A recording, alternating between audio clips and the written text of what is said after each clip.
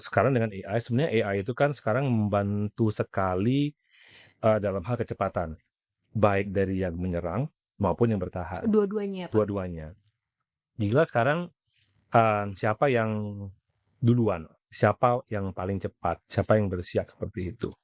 Kayaknya biasanya penyerang tuh lebih cepat gitu mengadopsi, seperti itu. Karena kalau kita lihat bahwa sekarang threat actor ya, mereka itu, nggak pakai produk-produk yang gratis, Mmm, ya kan, oke. dia investing gitu loh. Jadi mereka mereka invest. Jadi tools-tools seperti itu mereka invest Invest untuk serangan gitu ya, untuk Pak? membuat satu serangan seperti itu. Lah ya semuanya bilang butuh firewall, pasti gitu kan. Tapi itu langkah satu gitu. Jadi dengan customer punya ISO 27000 atau apalah ya misalnya nggak menjamin itu aman. Dia Mmm. bisa jadi ngikutin letter luck nih, oh harus punya firewall, ya udah punya deh. Kepake nggak, dikonfigur dengan benar nggak, apa nggak gitu. Itu yang nggak ketulis di standar ISO-nya gitu.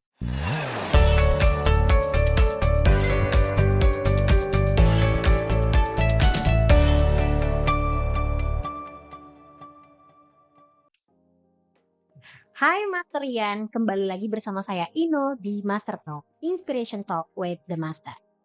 Nah, Master Rian, belakangan ini kan kita tahu ya bahwa serangan cyber semakin gencar. Apa sih bedanya serangan yang dulu dengan yang sekarang?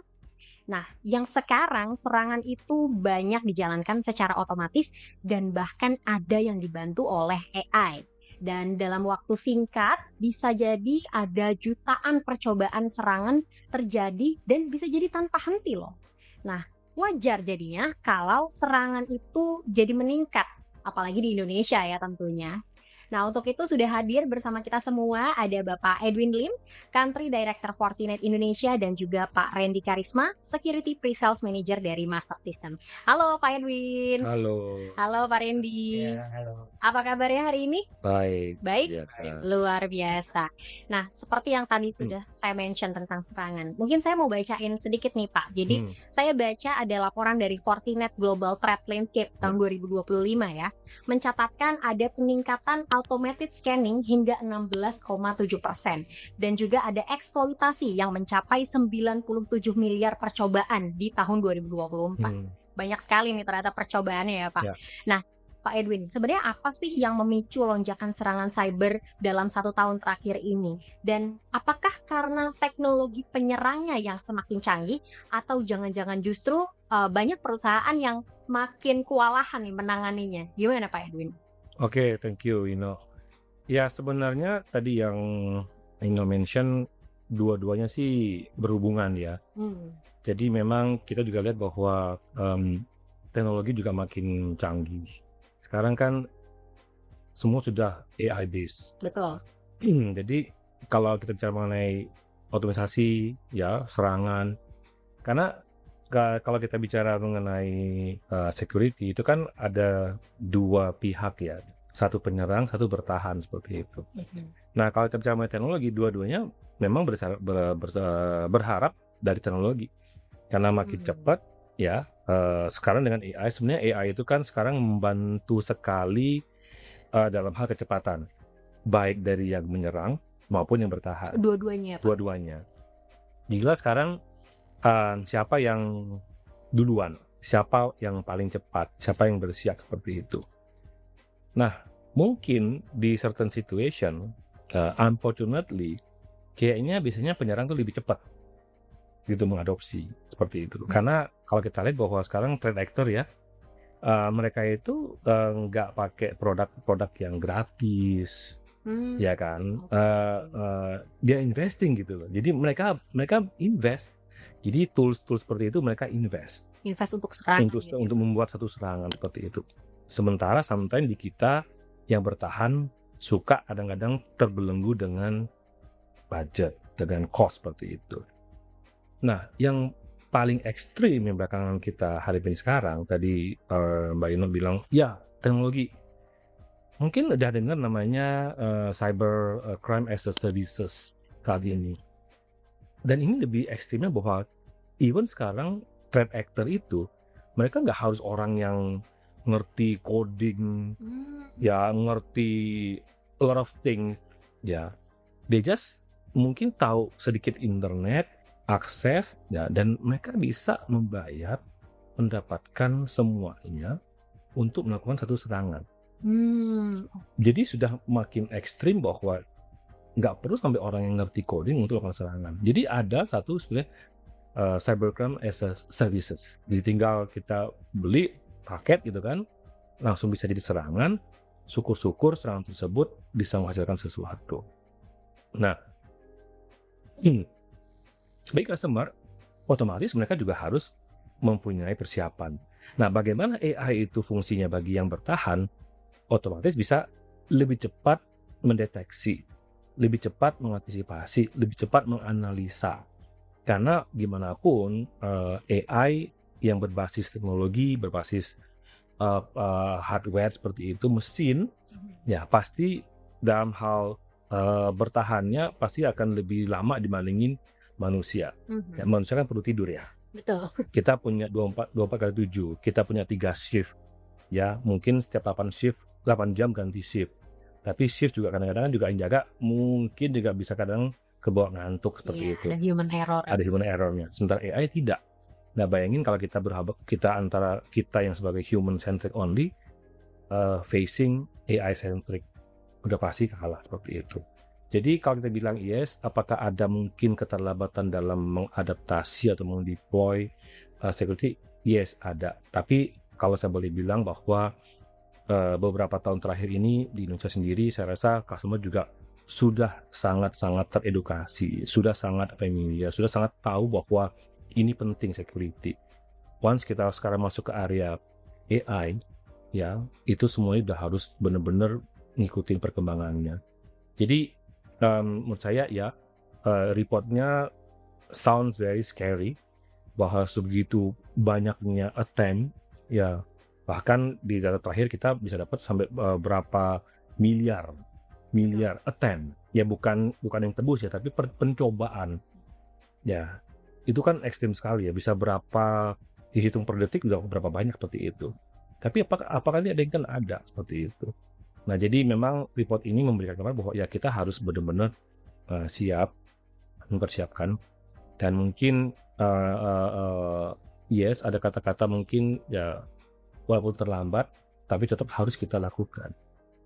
Gitu. Jadi benar Mbak Inu bahwa AI is driving all these things very fast.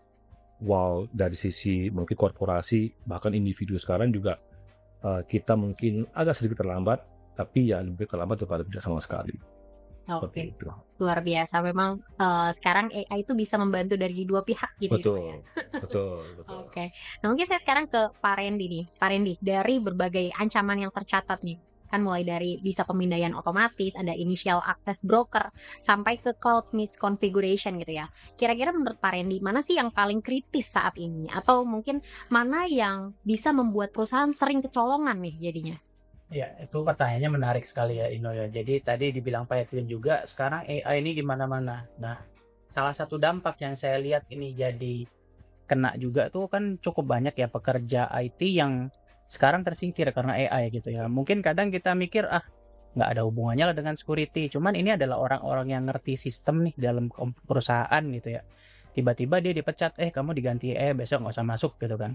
Ada sakit hati gitu ya pastinya gitu kan. Dan ini juga salah satu resiko gitu kan. Kadang perusahaan bilang ya udahlah saya nggak butuh, saya udah dengan AI saya saving 2000 kepala gitu. 2000 buang. 2000 ini kan kemana gitu kan. Dan kadang ada rasa sakit hati yang akhirnya perusahaan juga, apalagi tadi dengan kita bilang tadi serangan semakin gampang gitu ya, cybercrime as a service.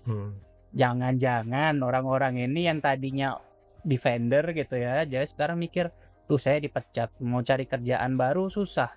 Saya tahu sih cybercrime bisa saya beli nih toolkitnya, tinggal saya pakai. Ya kenapa saya nggak itu aja daripada saya nggak punya duit, nggak ada kerjaan gitu kan ya. Jadi itu satu resiko ya. Terus kita lihat juga dengan cloud, kebanyakan ini kan sekarang aset itu tidak lagi dalam perusahaan gitu ya. Ada yang di cloud, ada yang di AWS, Google atau apapun lah itu, yang akhirnya orang-orang yang tadi sakit hati dia dari rumah, kan saya ingat kemarin perusahaan saya punya nih cloud di sini gitu kan. kebetulan waktu itu kayaknya saya punya passwordnya. Coba saya iseng masuk, siapa tahu bisa saya kerjain balik gitu kan. Jadi banyak faktor ya. Terus juga mungkin di Indonesia kita tahu ya kebocoran data itu kan sering lah ya kita bicara di mana-mana gitu ya. Kemarin kita sempat ada customer juga yang agak lucu gitu ya. Jadi dia cerita, Pak, ini kita kemasukan serangan dari user-user cabang gitu. Oh, Pas dicek, kenapa? Ternyata user cabang ini mereka pernah daftar website e-commerce gitu ya. E-commerce-nya e-commerce kecil-kecilan gitu yang ya security-nya mungkin nggak terlalu perhatian gitu ya. Ditaruh sana, dia daftar dengan username password perusahaan. Ya. Ya kan, jadi itu kadang kejadian juga tuh, kita lihat kadang orang pusatnya pinter-pinter, mungkin yang di daerah lain, saya security nggak ngerti lah, email diminta register, ya saya taunya email saya perusahaan gitu, saya nggak punya email yang lain gitu kan. Password, daripada saya bingung ngapalinnya, udah samain deh gitu kan. Nah, ketika kemudian website kecil-kecil tadi kena bobol, datanya keluar tuh ke dark web, dan itu sangat gampang sebenarnya. Kita mau beli data seluruh penduduk Indonesia pun dijual gitu ya dengan harga yang mungkin puluhan atau ratusan juta aja gitu. Buat orang yang memang niat gitu ya nyari mangsa, ya ini sangat-sangat potensial gitu kan. Jadi kita lihat berbagai faktor tadi gitu ya. Kalau ditanya mana yang paling kritis, ya banyak faktor ya. Memang itu susahnya sebagai defender itu kan gitu. Musuhnya banyak gitu kan. Tapi kita cuma taunya ya saya bisanya jagain ini doang nih gitu. Tapi penyerangnya bisa masuk dari arah mana aja gitu. Dan memang challenge security itu kita lihat begitu sih ya. berarti trennya itu justru kita bisa datang dari cabang sendiri itu loh ya Pak. Betul, dari mana aja gitu ya. Kita lihat malah kita pikir oh ini aman nih, ternyata ya namanya user gitu ya. Kadang kan udahlah saya cari gampang gitu kan. Makanya kadang juga policy perusahaan itu perlu dibikin oleh orang yang memang terlibat gitu ya. Kadang kita juga beberapa kali lihat policy kebijakan security dibuat orang IT atau HRD yang mungkin nggak ngerti proses bisnis di lapangan gitu kan. Akhirnya kebijakan itu jadinya malah menghambat pekerjaan orang-orang yang di cabang, di daerah mana. Mereka mikirnya udahlah daripada saya ribet, saya bypass aja, dan akhirnya ada security apa yang malah jebol gitu gara-gara ya tadi maksudnya maunya gampang, polisinya melarang, akhirnya ya udah cari colong-colongan gitu kan. Jadi memang security ini ya susah ya, karena kembali lagi memang bukan cuman saya tutup pintu ini saya aman gitu, tapi banyak sekali gitu kan Banyak masalah celah. ya betul. Oke, dengan banyaknya celah yang terjadi, jadi bisa menyerang balik tapi dari lain sisi gitu ya Pak. Betul, yang kita bahkan mungkin IT nggak kepikiran gitu kan, ternyata dari sana ada juga gitu kan. Oke, baik. Nah, Pak Edwin, Ya. dengan banyaknya tadi contoh serangan ya, bahkan tadi yang seperti diceritakan Pak Randy, bisa jadi itu dari cabangnya sendiri justru masuk celahnya. Bagaimana Fortinet bisa menjawab tantangan ini? Iya, itu benar sekali ya tadi yang Randy sharing ya. Karena saat ini itu mungkin sangat sulit bagi threat actor itu untuk menyerang langsung ke titik sentral. Ya, karena pasti pengamanan di data center itu sudah berlapis-lapis. Ya, ada yang bilang north, south, east, west, ya kanan, kiri, atas, bawah, semua udah setinggi pun. Jadi nggak gampang bagi trader untuk sekarang mereka masuk langsung ke sentral, ke data center. Nah, tadi yang Reni bilang persis banget. Mungkin majority daripada info-info yang kita dapatkan, kan Indonesia ini kan nggak se-open di luar ya. Kalau misalnya ada kejadian itu kan tendensi kita kan kita tidak belas seperti itu. Tapi kalau kita ada di arena tersebut, kita bisa tahu ternyata memang banyak sekali akses itu masuk mungkin dari area cabang atau dari individu. Seperti itu. Nah, makanya pengamanan itu sudah sekarang makin melebar. Dari yang tadi mungkin kalau kita lihat satu lingkaran, di tengahnya udah kita protect, dan ini makin mengembang terus sampai ke ujung di edge tepian seperti ini masih belum selesai. Ya, tepi ini kan ada jurang kasar seperti itu ya. Ini masih juga ada ancaman kan seperti itu. Betul. Nah, jadi sekarang makin luas. Jadi kalau saya bilang pengamanan hanya untuk data center dengan firewall, ya udah nggak cukup sekarang. Karena makin berevolusi saat ini. Nah, jadi akhirnya karena perimeter sekarang sudah makin meluas, ya kita bilang bahwa jangkauan semakin meluas. Dan kalau di ujung itu bicara volume. Ya, tadi bicara mengenai berapa ribu karyawan, berapa puluh ribu karyawan seperti itu. Itu bicara volume gitu. Nah, jadi sebenarnya mungkin kalau di dunia teknologi ini kan kita security harus bilang ada PPT ya. Ya, ada produk, ada people, ada proses, ada people sama teknologi. Tapi sekarang kita banyak juga menambah satu alfabet lagi, kita bilang C, which is culture. Ya, jadi yes, kita punya proses yang bagus, kita punya produk yang bagus, teknologi bagus, kita punya orang yang bagus. Tapi kalau misalnya kulturnya, kebudayaannya kita tidak kita jaga, ya ini nggak akan take off. Simple. Yang selalu menjadi contoh yang paling simple adalah mungkin nggak tahu nih kalau Mas Randy sama Mbak Ino nih di kantor sini nih tuh masih suka lihat nggak, mungkin ada post-it yang nempel di cubicle, ada passwordnya. It's very simple. Itu culture. Kalau misalnya sekarang kita bilang, HR satu perusahaan harus bisa meng-warning, meng-SP, misalnya kerasnya ya, bahwa karyawan yang seperti itu, mungkin itu kan akan menjadi shock terapi, bahwa orang pasti nggak akan berani seperti itu. Tapi kalau itu tidak ada tindakan, then it's like become a culture, it's okay kok, biasa-biasa aja, nggak ada masalah, dan people tendensi akan ngikutin seperti itu. Itu very simple. Nah, culture itu yang harus dibangun di satu perusahaan, ya di satu korporasi, bahkan di keluarga, bahkan di individu sendiri seperti itu. Nah, itu penting. Jadi benar sekali, H ini kan sekarang tuh volume. Indonesia mungkin boleh dibilang sebagai satu target yang cukup masif di dunia maya, dunia cybertech, karena polusinya kan gede. Populasi kita kan besar sekali. 270-80 juta saat ini. Coba kalau kita langsung nyebarin sesuatu aja, udah nggak usah gede-gede, 1% aja itu 2,8 juta, ya kan? Dia bisa dapat segawan juta satu orang kontribusi 1 bitcoin aja, udah 2,8 juta bitcoin loh. Can you imagine? Jadi mungkin satu bisnis yang mungkin kita salah jurusan ya, mungkin become like doing all this as a service lebih menguntungkan kan. Jadi ya itu, because the perimeters yang jauh makin luas, makin lebar, dan kita harus protect ini semuanya. Ini sekarang menjadi satu challenge lah bagi kita. Kita mikirin jangkauan mau kita protect, sementara yang threat dia gak butuh, dia bombard aja kan. Tinggal nanti akan landing di mana. Nah, kita yang jaga nih, ini bakal landing di mana nih. Sementara makin lebar kita makin susah kita menjaganya. Betul. Berarti semakin banyak hal yang harus diprotek sama Fortinet gitu ya Pak ya? Betul. Iya, dan saya juga lihat kayak apa ya, tadi seperti Pak Edwin bilang kan culture ya. Cuman memang kebanyakan di Indonesia tuh saya lihat kalau ngobrol sama customer gitu, kadang Pak saya kan udah beli berapa ratus juta nih, ya aman ya Pak ya teknologi, harus pasti aman ya, beres gitu. Saya malah pernah ke customer gitu ya, dibilang, Pak ini kalau saya pasang firewall Bapak terus nanti kena attack, bisa ganti rugi nggak Pak? Saya bilang, wah Pak, kalau itu kan ibaratnya Bapak bilang Bapak ke dokter, terus Bapak saya kasih obat, kalau saya sakit lagi gimana dok? Dokter mau ganti rugi nggak? Ya kagak bisa lah Pak. Saya bilang.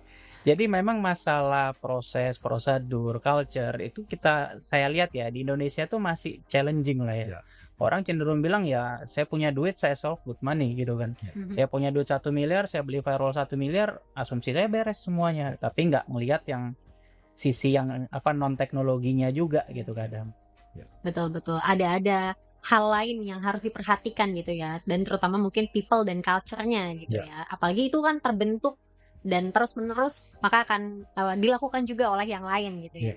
Nah, mungkin menyambung juga dari yang tadi dibicarakan sama Pak Randy juga ya. Berarti banyak kan mungkin yang pikir, oh iya firewall tuh cuma sekedar tembok aja lah, pembalas aja. Nah, bikin firewall sasinya Fortinet ini berbeda Pak.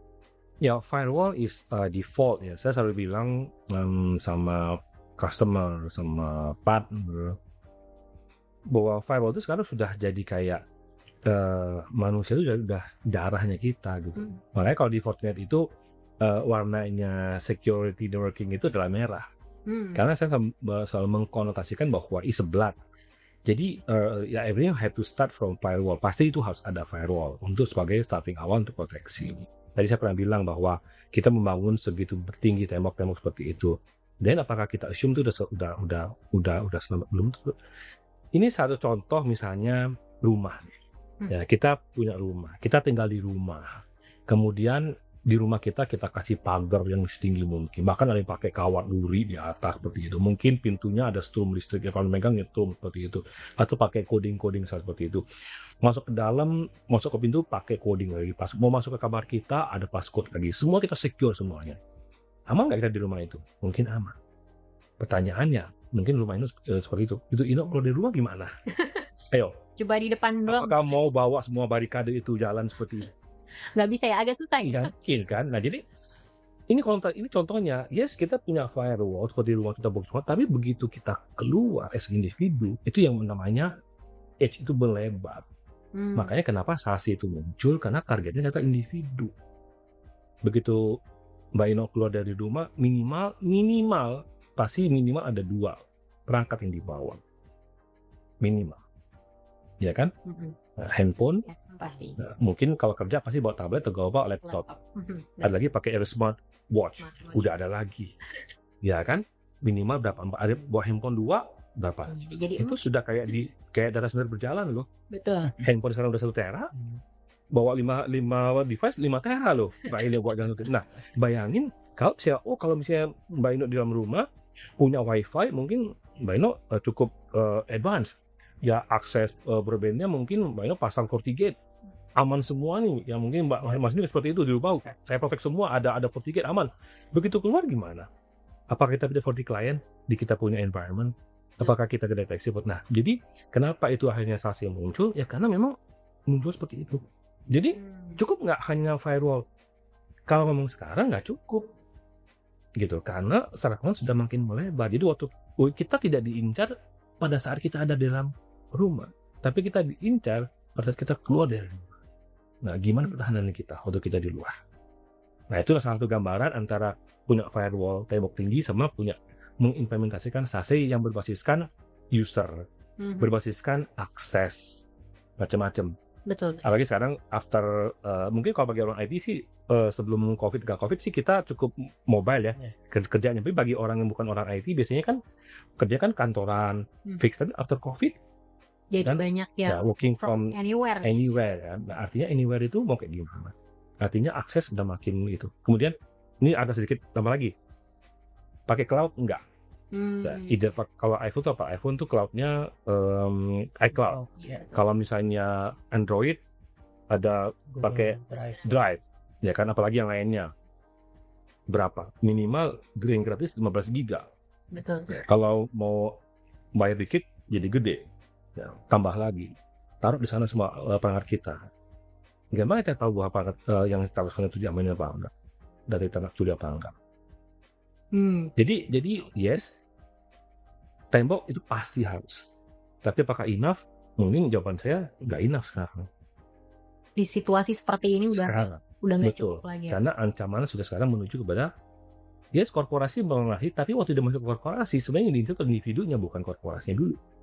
Individunya diincar. Karena itu lebih mudah ya Pak ya. Betul. Mungkin bisa tambahin Mas Randy. Iya, mungkin menyambung yang tadi nih Pak Randy. Karena dari laporannya Fortinet saya juga baca kalau pencurian kredensial itu juga meningkat nih Pak, 42%. Bayangkan.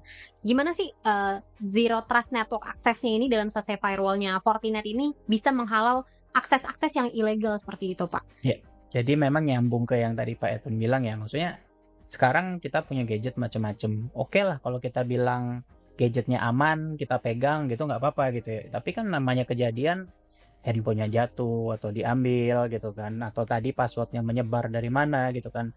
Akhirnya ketika misalnya kemudian ada user Randy atau user Ino itu login ke dalam perusahaan, ini beneran Ino atau bukan, beneran Randy atau bukan gitu kan. Saat ini kan karena memang tadi kita bilang semuanya work from home, work from anywhere gitu ya, kita masuk, kita dikasih akses ya, kalau dia login sebagai Randy ya sudah full akses aja, biarin aja mau kemana gitu kan. Ino ya sudah semuanya kasih aja gitu. Nah masalahnya memang dengan tadi perkembangan zaman ya itu memang sudah tidak cukup lagi gitu ya. Artinya yang tadinya Ino nih setelah login dengan username dan password yang benar boleh kemana aja, ya kita harus batasin sekarang gitu kan. Nah itulah janjinya dari solusi ZTNA gitu ya, Zero Trust Network Access. Artinya apa? Ya dia bukan hanya dikasih masuk bebas begitu aja, tapi dia mau kemana, dia mau aksesnya sebagai apa, itu sekarang ditentuin semua gitu. Jadi kalau dulunya, oke saya connect VPN terus bebas masuk, ya ini celah yang dipakai tadi oleh customer saya, dipakai hackernya untuk masuk dan merambah ke jaringan gitu kan. Jaringan ngeliatnya, oh ini orang bener kok karyawan cabang, dia mau ke kantor pusat, ya oke lah boleh gitu kan, karena memang dianggap trusted gitu ya. Dia masuk, ternyata kemudian hacker ini menyebarkan ransomware atau apa yang akhirnya kemana-mana gitu. Nah dengan ZTNA ini nantinya kalau menggunakan teknologi ini, user mau masuk itu login dilihat ini siapa gitu. Oh Ino ini bagian Markom, Randy ini bagian pre-sales, Pak Edwin ini bagian apa head misalnya gitu ya, boleh. Nah itu kemudian apa aja yang bisa diakses itu dibatasin. Misalnya hanya boleh akses ke 10 server ini aja, hanya boleh akses misalnya ke cloud yang untuk Salesforce atau apa untuk pencatatan aja, nggak boleh yang adminnya. Nah itu yang dibukakan aksesnya gitu. Jadi tidak lagi masuk kasih full akses, tapi sekarang ya udah kamu mau masuk boleh, username password bener. Nah tapi kita tadi pertama tentunya perlu 2FA juga ya, multi-factor authentication. Jadi user yang masuk tadi dicek juga, oh ini beneran nggak, kita yang megang handphone atau adminnya bilang oh ini ada tampilannya, dia accept atau enggak gitu kan. Kalau dia merasa loh saya nggak akses kok, kenapa tiba-tiba dia minta akses, ya itu bisa di cancel gitu ya. Nah setelah masuk pun kita tetap amankan dengan cara itu tadi gitu ya, aksesnya ya boleh tapi hanya ke server-server yang memang kamu punya ada fungsinya lah gitu ya. Kalau kamu nggak ada tujuan ke sana, ngapain dikasih akses gitu kan. Jadi memang ya ini satu hal lah ya untuk membantu kita gitu kan. Kembali lagi seperti Pak Edwin bilang, apakah resiko itu kemudian hilang? Ya tidak 100% juga gitu ya. Tapi memang ini sangat membantu membatasi gerak-geriknya si hacker tadi kalaupun dia bisa masuk gitu ya. Jadi memang solusi ini kita lihat ya di zaman sekarang ini bisa dibilang cukup wajib lah ya. Karena memang ya sudah sangat jarang sih ya kayaknya yang full harus dari kerja dari kantor aja gitu sih. Betul. Berarti lebih ke aksesnya justru yang dibatasi untuk menjaga gitu ya Pak ya. Betul. Oke. Nah Pak Edwin, menyambung dari situ. Sebenarnya kalau organisasi nih Pak yang lagi bergerak ke cloud, gimana sih Pak Fortinet bantuin untuk mengatasi tantangan kayak miskonfigurasi, atau mungkin open storage, atau bahkan kayak over permission identities nih Pak? Fortinet bisa bantu seperti apa Pak? Iya, sebenarnya kalau kita lihat dari evolusi cloud sendiri ya di beberapa tahun terakhir, dan ini juga inline dengan Fortinet, kita juga melakukan beberapa akuisisi produk ya di akhir tahun lalu, dan beberapa produk yang kita akuisisi itu sebenarnya banyak mengarah kepada security untuk di environment cloud ya. Jadi itu memperlihatkan ke kita bahwa ya memang sekarang sudah sangat krusial dan sudah banyak sekali sekarang customer yang move ke cloud. Dan juga banyak beberapa aplikasi-aplikasi besar ya yang dipakai oleh customer yang sekarang secara mau nggak mau customer di drive oleh mereka ke cloud karena mereka menawarkan produk yang cloud based. Jadi mau nggak mau kalau customer yang memakai aplikasi tersebut atau source itu mereka harus move ke cloud. Nah, satu yang paling basic dulu nih ya sebelum kita bicara mengenai miskonfigurasi kemudian data penyimpanan yang mungkin scattered error seperti itu, kita harus mempunyai satu prinsip dulu. Mau data itu di on-prem, mau data itu di cloud, kita harus mempunyai satu standar yang sama untuk security. Kalau misalnya di on-prem kita pagerin misalnya ada 5 tembok, jujur kata di cloud kita juga harus pagerin dengan 5 tembok. Hanya mungkin tinggi, lebar, itu tergantung situasi, tergantung environment. Tapi kita tidak bisa berasumsi bahwa once kita move ke cloud, then all the security function dihandle oleh si cloud provider. Dan itu sudah tidak terjadi sekarang. Jadi sekarang cloud provider pun sekarang juga sudah memberitahukan customer ketika mereka akan move ke cloud, itu ada namanya joint effort, joint responsibility.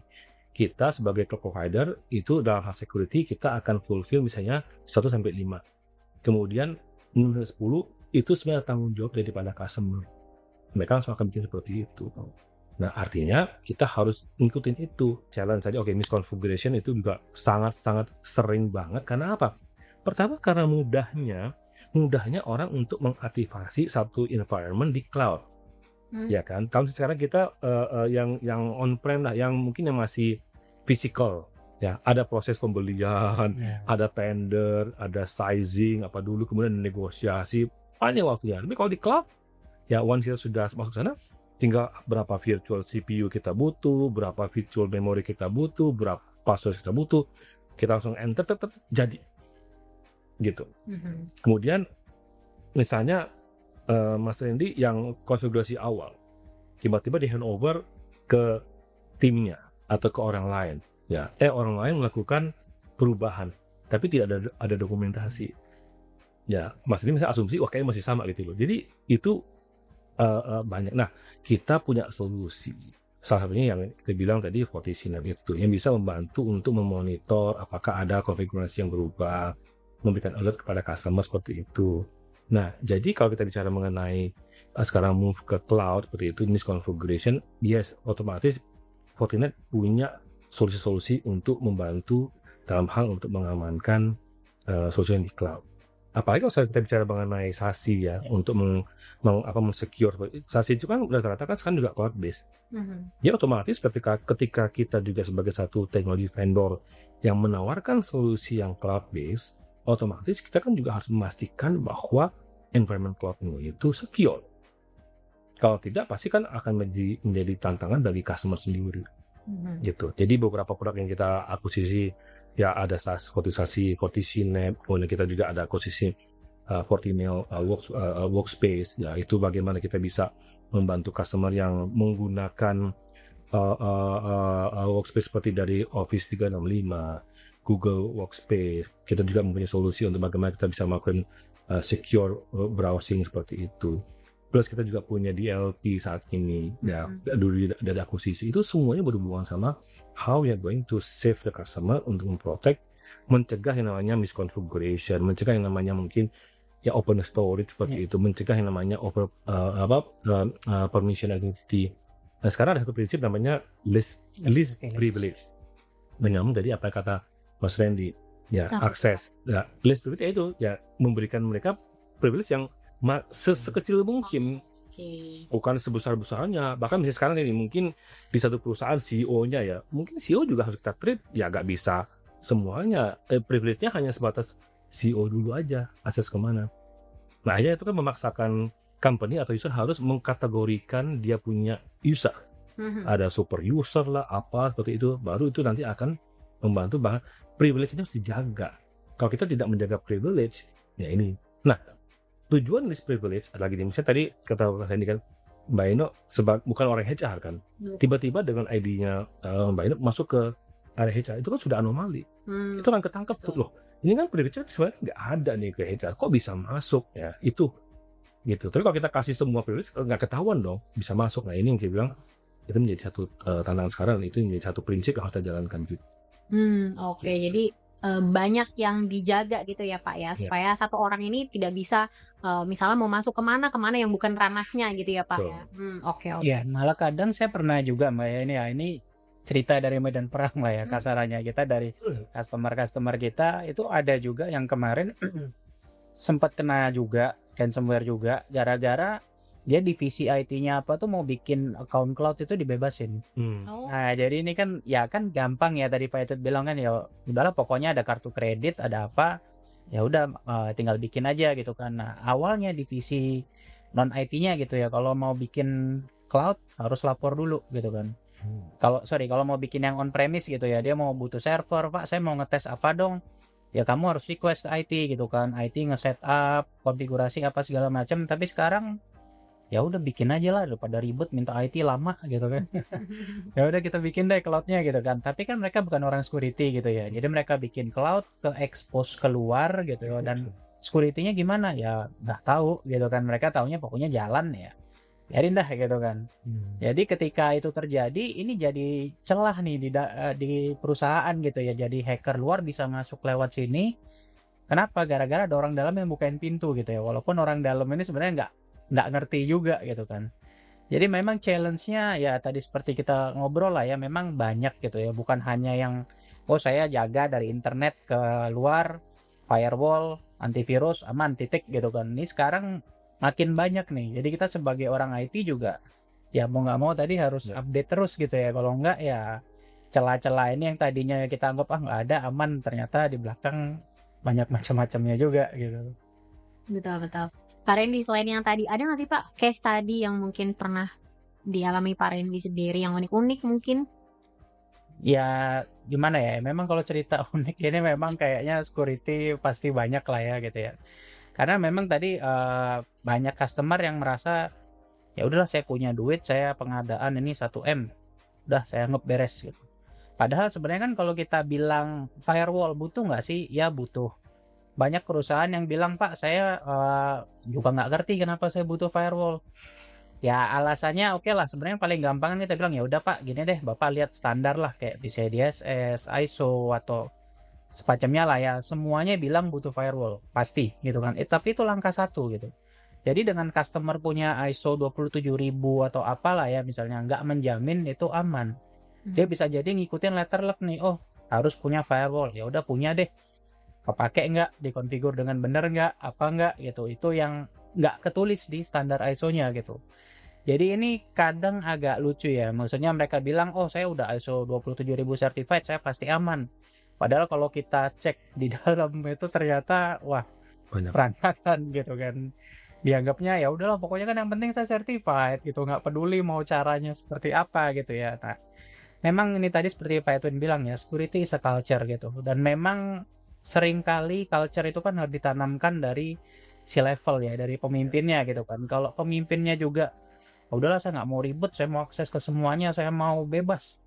Nah itu biasanya ke bawah-bawahnya kan begitu gitu kan, karena dari bos kemudian anak buahnya, saya mau ini, wah nggak bisa, security nggak gitu lah, bos saya bisa kok, saya mau ikut bos saya aja gitu kan, dan akhirnya ke bawah-bawahnya berantakan. Jadi memang bicara menurunkan risk ya pasti, tadi seperti Pak Edwin bilang, rumah ada pagarnya emang nggak ada pagarnya, ya pasti aman ada nggak ada pagarnya lah ya. Cuman apakah 100% ada pagar pasti aman? Ya belum tentu juga gitu kan. Jadi memang kembali lagi security ini ya kompleks ya. Maksudnya mungkin kalau kita bilang, oh dulu awal-awal saya lulus kuliah saya mau jadi security engineer gitu, ya belajar firewall selesai gitu kan. Itu ternyata makin di atas lihat, wah ternyata banyak ya gitu soal proses prosedur yang saya bilang, lo apaan sih ini bullshit lah, buang-buang waktu, bukunya setebel ini siapa sih yang baca gitu kan. Tapi ternyata pas di atas, oh ya ada alasannya gitu kan. Tinggal harusnya gitu ya gimana bikin buku prosedur ini seefektif mungkin dan tidak mengikat kaki karyawannya istilahnya gitu. Seninya kan di situ gitu ya. Nah itu yang tadi kalau perusahaannya udah berpikir ya pokoknya saya keluarin duit masalah selesai. Nah ini yang culture-nya nggak kebangun gitu sih. Oke, baik Pak. Nah, sebagai partnernya Fortinet nih Pak Master System, gimana sih Master System membantu organisasi di Indonesia ya, terutama dalam adopsi solusi firewall generasi terbaru ini nih, supaya terhindar dari serangan-serangan yang seperti itu tadi? Ya, kita sih sebagai partner Fortinet gitu ya, salah satu partner besar juga, kita sih sangat happy gitu ya kalau ada customer yang, yuk kita discuss dulu lah, karena saya pribadi juga memang tertarik dengan security juga gitu ya. Jadi ayolah kita ngobrol gitu. Walaupun Anda perusahaan besar atau kecil gitu, memang bangun culture ini kan tadi tidak gampang gitu ya. Kalau Anda start small itu lebih gampang. Kita Master System bisa bantu apa? Kalau Anda butuh alat, butuh orang implementasi, butuh migrasi, optimisasi, apapun lah itu kasarannya, ngobrol aja gitu loh. Kita welcome ya, maksudnya kita juga pengen membantu nih gitu kan. Jadi ya apapun kalau memang butuh, oh saya mau PCI DSS, saya mau regulasi kayak kemarin ada PDP gitu kan, apa sih yang saya perlukan, yuk kita ngobrol lah gitu. Karena memang ya ini tidak gampang gitu ya, apalagi kalau Anda perusahaan yang tidak begitu besar, orang IT mungkin 3 orang 5 orang itu handle semuanya gitu ya, pasti bingung lah mau startnya dari mana gitu kan. Nggak apa-apa, start aja bareng kita gitu kan, ngobrol sama kita gitu, kita obrolin apa sih yang Anda butuhkan, ya kita bantulah gitu kan bahasanya. Oke, berarti nanti tinggal diskusi bersama Master System ya Pak? Ya betul. Oke. Nah, Pak Edwin, Ya. melihat perkembangan ancaman yang semakin kompleks ini, menurut Pak Edwin nih, seperti apa sih Pak pandangan Bapak 3-5 tahun ke depan evolusi firewall, mungkin spesifiknya SASE gitu ya? dalam menghandle semua serangan yang seperti ini? Iya, yang pasti di depan mata ini kan sekarang semua berbicara mengenai AI. Jadi kalau otomatis Fortinet pun juga sekarang kita sudah mengadopsi AI. Bahkan sekarang kita sudah masuk ke generasi ke-6 menuju ke generasi ke-7. Jadi kita sudah punya banyak sekali produk kita sekarang juga udah ada AI, fitur-fitur lainnya. Selain memang kita juga punya produk yang dedicated buat AI, tapi semua beberapa produk kita sekarang yang krusial tersebut sudah mempunyai function AI. Nah, itu memperlihatkan bahwa kita juga sangat fokus untuk itu. Jadi otomatis AI akan meng-drive untuk itu. Nah, kemudian evolusi firewall ya juga sekarang juga bisa menciptakan kompleksitas sebenarnya. Jadi ketika kita menerapkan sesuatu, mungkin ada wacana sekarang kita berbicara mengenai platform base, udah bukan individual silo produk lagi, udah sebagai platform. Kenapa? Jadi biar nanti pengamanan firewall itu bisa dipakai juga untuk yang function lainnya, tidak hanya firewall only. Jadi kalau misalnya buat customer punya limitasi budget, dengan dia menggunakan FortiGate kita yang mungkin awalnya untuk firewall gitu kan ya, tapi udah juga ada fitur-fitur lain yang ada di dalam sana yang mereka bisa pakai. Sampai mungkin ketika mereka merasakan, oh ternyata fitur yang lain kok bagus juga ya, kayaknya saya butuh nih implementasinya terpisah, karena mungkin perangkat ini sudah tidak cukup untuk mengcover semuanya. Nah, kita punya individual solusi lagi ya untuk membangun hal seperti itu.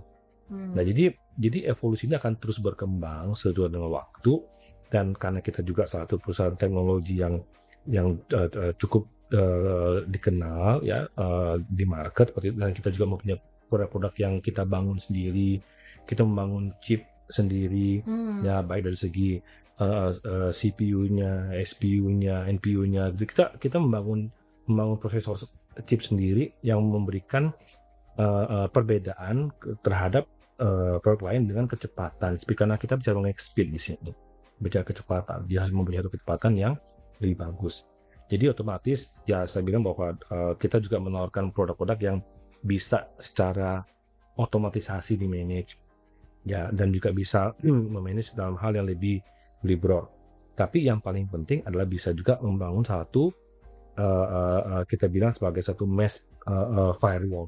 Gartner barusan mengeluarkan Magic Quadrant baru, sudah tidak ada lagi namanya next generation firewall. Sekarang mereka mengeluarkan namanya mesh firewall.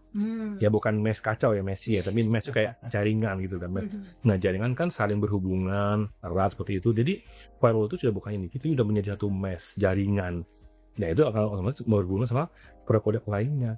Nah, pada saat Gartner melakukan itu, Fortinet pun sekarang juga masuk di leader quadrant untuk mesh firewall itu. Jadi kita juga termasuk yang leaders. Termasuk leaders ya Pak? Leaders untuk mesh firewall. Wow. Jadi itu satu evolusi yang sekarang selalu berjalan.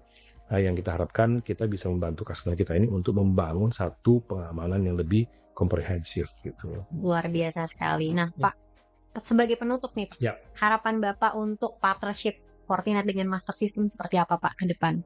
Oke, ya. Jujur kita sangat beruntung ya mempunyai partner seperti Master System, karena security seperti tadi dibilang itu juga bukan hal yang mudah, kompleks. Artinya apa? Membutuhkan skill. Ya bukan hanya kemauan nih. Yang mau jualan sih bisa ya, semua orang pengen jualan, pengen untung, tapi bukan hanya sekedar jualan. Karena setelah kita jualan, kita bisa membantu mensupport implementasi, support. Itu kembali pada skill. Nah, Master System sebagai partner dengan level tertingginya saat ini di Fortinet, di expert partner, itu membuktikan bahwa Master mempunyai kapabilitas. Karena untuk mencapai level tertentu itu kan dibarengi dengan sertifikasi yang mereka punya, yang Master bisa punya, jumlah engineer, di samping mungkin total contribution revenue kepada Fortinet. Tapi yang paling penting adalah bahwa jumlah engineer itu menentukan untuk itu. Nah, jadi menurut saya ya kita sangat senang ya, dan juga Master juga dari tahun ke tahun juga selalu achieve targetnya dari segi mungkin juga salah satu ya partner yang cukup cepat dalam hal perkembangan dari segi level sampai ke level tertingginya Fortinet ya, dan sekarang pun juga udah masuk ke Elite Club seperti itu. Jadi menurut kita we more than happy ya, tapi ya ini kan kita satu kolaborasi ya. Fortinet mungkin saya bisa bangga bilang kita punya mungkin produk yang paling top lah, paling keren lah di dunia atau mungkin di Indonesia. Tapi kalau kita tidak punya extension arm kepanjangan partner kita yang bisa membantu mensolusikan, membantu menjahit, membantu menjual ini dan membantu mensupport customer kita. Yes, mungkin kita bisa jual, tapi mungkin kita tidak bisa last long di sini karena kolaborasi ini membuat kita bisa mensupport customer kita lebih baik lagi. So I think I'm very happy. Fortinet is very happy dengan partnership sama Master System, dan kita berharap ya Master bisa menjadi partner yang lebih besar lagi ya dalam hal security, dan kita berharap mungkin kedepannya kita bisa menjadi satu partner yang bisa memberikan mutual benefit ya, keuntungan bersama ya, baik dari segi teknologi maupun dari segi bisnis sales seperti itu. Ya mungkin kayak nambahin juga ya Pak ya, kita si Master System tuh sangat happy juga ya dengan Fortinet. Kenapa gitu, karena kita lihat dibandingkan solusi yang lain, Fortinet ini yang paling end to end gitu ya kalau kita bilangnya. Kadang kan customer ya tadi, apalagi customer yang tidak begitu besar dan divisi IT-nya juga orangnya cuma sedikit gitu kan. Oke, saya start with firewall, tapi kemudian saya butuh WAF. Kemudian saya butuh multifactor authentication misalnya, saya butuh apa yang lain-lain. Kalau di vendor yang lain itu kan kadang kita ya mesti pembelajaran lagi. Fortinet, oke, firewall, saya butuh WAF ada vendor siapa aja sih? Two factor authentication ada vendor siapa aja sih? Synapse ada vendor siapa lagi sih? Endpoint. Nah itu endpoint butuh vendor siapa lagi? Nah saat ini satu-satu yang kita lihat, pokoknya namanya ada di mana-mana itu Fortinet kita lihat gitu kan. Jadi kalau customer yang saya kalau mau pembelajaran lagi, ngecek lagi apa semuanya, integrasi ribet. Nah Fortinet ini kita lihat punya ini produk yang lengkap gitu ya. Jadi benar-benar end to end. Jadi ya mau integrasi apa lebih gampang, pembelajaran juga customer lebih mudah gitu ya, karena teknologinya, dashboardnya apa mirip-mirip gitu. Jadi menurut kita sih ya kita biasanya propose ke customer, Pak, kalau memang Bapak mau yang end to end, nggak mau terlalu ribet pembelajaran cari barang, ini Fortinet punya banyak sekali loh Pak solusi gitu, dan solusinya bagus-bagus gitu ya. Jadi kita bisa bantulah untuk customer gitu. Ini kenapa kok Fortinet bisa menjadi satu produk unggulan gitu di Master System, ya memang karena solusinya ya tadi seperti Pak Edwin bilang benar-benar kompleks, tapi kita juga membantu dengan ada problem, ada celah yang kita saat ini belum ada produknya nih. Nggak berapa lama Fortinet biasanya akuisisi ada nih atau produk baru, ini udah bisa bantu cover gitu ya. Jadi lebih mudah juga kita suggest ke customernya.